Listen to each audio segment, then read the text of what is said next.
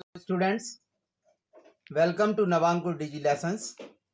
Today we are going to study class 11th, chapter 4th, Landscape of the Soul. आत्मा का भूदृश्य.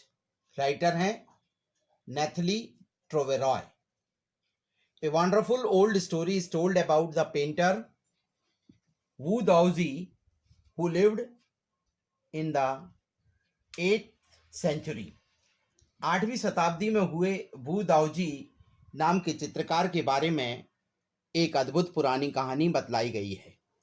His last painting was landscape commissioned by the Tang Emperor Xuanzong to decorate the palace wall. उसकी आखिरी चित्रकारी एक भूदृश्य था जो Tang emperor ज़ुआनज़ोंग के आदेश पर बनाया गया था ताकि उसे एक महल की दीवार पर सजाया जा सके. The master had hidden his work behind a screen so only the emperor would see it. उस धुरंधर ने अपनी कृति को एक पर्दे के पीछे छिपा रखा था ताकि सिर्फ सम्राट ही उसे देख सके. The emperor admire a wonderful scene discovering forest, high mountains, waterfalls, clouds floating in sky, men on hilly paths, birds in flight. सम्राट ने उस अद्भुत दृश्य की प्रशंसा की जिसमें जंगल, ऊंचे पर्वत, जलप्रपात, विशाल आकाश में विचरते बादल, पहाड़ी मार्गों पर व्यक्ति और उड़ते हुए पक्षी दिखलाए गए थे. Look sir, said the painter, in this cave at the foot of the mountain dwells a spirit. श्रीमान देखो, चित्रकार ने कहा, इस गुफा में पर्वत की जड़ में एक आत्मा निवास करती है. Painter clapped his hands and the entrance to the cave opened. चित्रकार ने अपने दोनों हाथों से ताली बजाई और गुफा का द्वार खुल गया. The inside is splendid beyond anything words can convey. अंदर का दृश्य इतना शानदार है कि उसे शब्दों में व्यक्त नहीं किया जा सकता. Please let me show your majesty the way. The painter entered the cave, but the entrance closed behind him. कृपया महाराजा को रास्ता दिखलाने दो. चित्रकार ने गुफा में प्रवेश किया किंतु गुफा का द्वार उसके पीछे से बंद हो गया. Emperor could move or utter a word. The painting had vanished from the wall. Not a trace of a Wu Daozi brush was left, and the artist was never seen again in this world. और इसके पहले की हदप्रद सम्राट हिल भी पाते या एक शब्द भी कह पाते, दीवार से चित्रकारी लुप्त हो गई. वू दाओजी की ब्रश का एक भी निशान तक बाकी नहीं था और वह कलाकार इस दुनिया से फिर कभी दिखलाई नहीं पड़ा. Such story played an important part in China's classical education. The books of Confucius and Zhuangzi are full of them. इस प्रकार की कहानियों ने चीन की पारंपरिक शिक्षा में महत्वपूर्ण भूमिका निभाई थी. कन्फ्यूशियस और जुआंगजी की किताबें भरी पड़ी हैं. They help the master to guide his disciple in the right direction beyond the anecdote. उन्होंने गुरु को अपने शिष्य को सही दिशा में ले जाने में मदद की. इस किस्से से आगे बढ़कर वे उसी भावना को गहन रूप से प्रकट व उद्घटित करती हैं. They are deeply revealing of the spirit in which art was considered जिसमें कला को समझा जाता है। कंट्रास्ट दिस स्टोरी और another famous one about a painter who wouldn't draw the eyes of a dragon he had painted. इसकी तुलना उस कहानी से करो एक और उस चित्रकार के बारे में जो उस दानव की आंख जिसके उसने चित्र बनाए थे। For fear it would fly out of the painting with an old story from my native Flanders that I find most representative of Western painting. इस डर से नहीं बनाया था कि वह पेंटिंग से बाहर उड़ जाएगा से तुलना करो जो कहानी मेरे जन्म स्थान फ्लैंडर्स से जुड़ी है, जिसको मैं पाश्चात्य चित्रकला का सबसे अधिक प्रतिनिधित्व करने वाली चित्रकारी मानता हूं। In 15th century, a blacksmith called Quentin Matsys fell in love with the painter's daughter.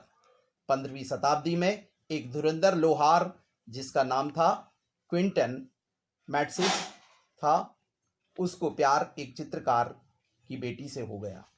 Quinton was immediately admitted as an apprentice into his studio. He married his beloved and went on to become one of the most famous painters of his age.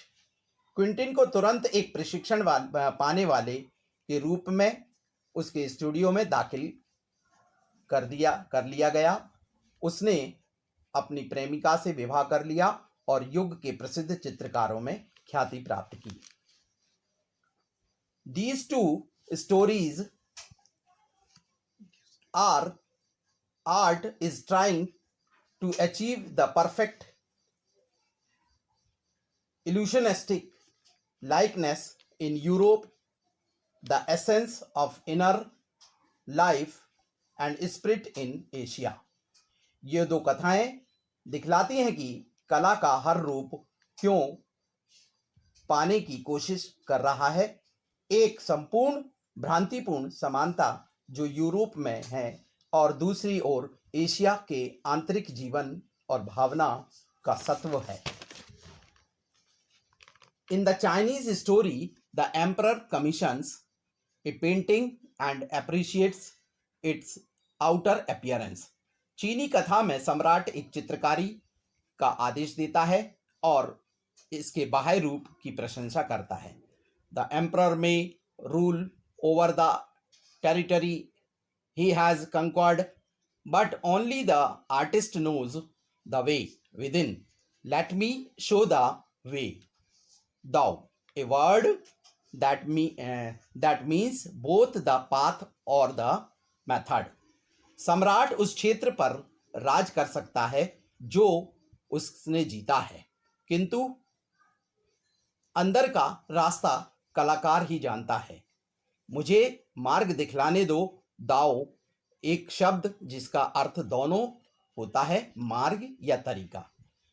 A classical Chinese landscape is not meant to reproduce an actual views as would a Western figurative painting, whereas the European painter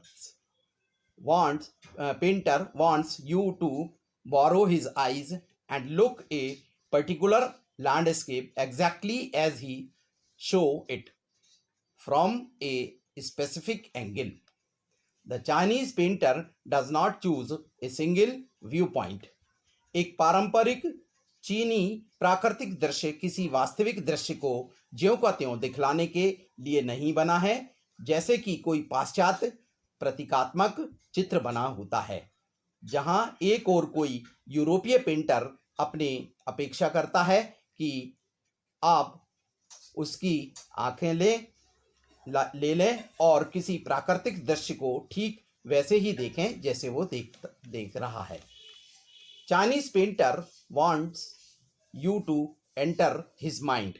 The landscape is an inner one, a spiritual and conceptual space.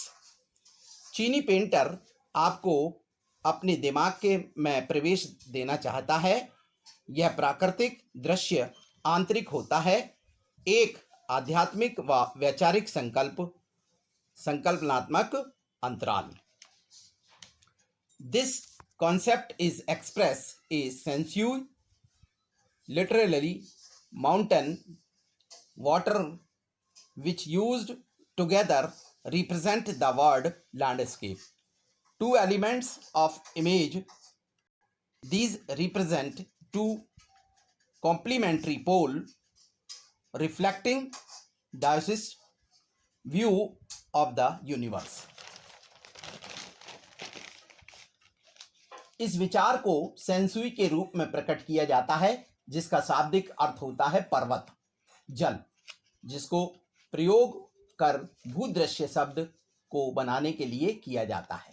The mountain is yang, reach vertically towards heaven. पर्वत yang है जो कि सीधा ऊपर स्वर्ग की ओर जाता है।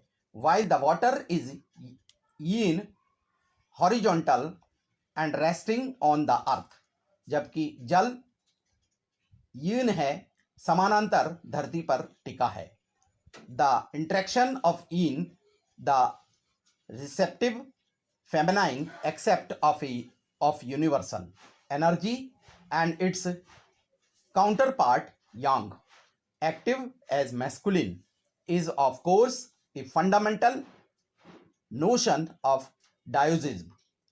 ईन की अंतर क्रिया ग्राह्यमान है, जो सार्वभौमिक ऊर्जा का नारी रूप का पहलू है, और इसका सहभाग यांग सक्रिय व पुरुष समान है, जो दाओइज्म का निश्चित रूप से मूलभूत विचार है। This is also where man finds a fundamental role in that space between heaven and earth. He becomes the conduit of communication between both poles of the universe. His presence is essential.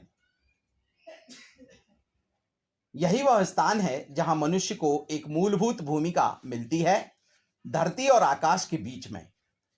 शून्य स्थान में वह ब्रह्मांड के दोनों ध्रुवों के बीच संपर्क की कड़ी बन जाता है।